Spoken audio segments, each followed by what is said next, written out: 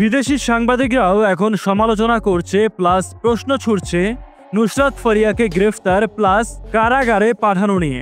যেমন আল জাজিরার সিনিয়র সাংবাদিক জুলকারনাইন সায়ের ফেসবুকে একটি পোস্টে লেখেন, অন্তর্বর্তীকালীন সরকার কি ব্যাখ্যা করতে পারবে কেন অভিনেত্রী নুসরাত ফারিয়াকে গ্রেফতার করা হলো? তার অপরাধ কি ছিল? শুধুমাত্র মুজিব বায়োপিকে শেখ হাসিনার চরিত্রে অভিনয় করার কারণে? এটি মানবাধিকারের একটি গুরুতর লঙ্ঘন এবং এর মাধ্যমে এই ধারণা তৈরি করছে যে বাংলাদেশ 2.0-তে যে কেউ গ্রেফতার হতে পারে।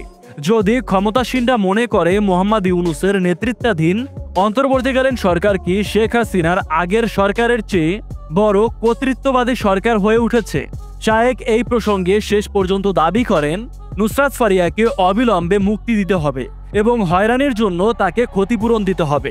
তার সঙ্গে এমন আচরণ করা অগ্রহণযোগ্য। কেন যদি কিন্তু নেই। অন্যদিকে ব্রিটিশ সাংবাদিক ডেভিড তার ফেসবুক পোস্টে বলেন, সাবেক প্রধানমন্ত্রী শেখ হাসিনার চরিত্রে অভিনয় করা গ্রেফতার গভীর উদ্বেগজনক।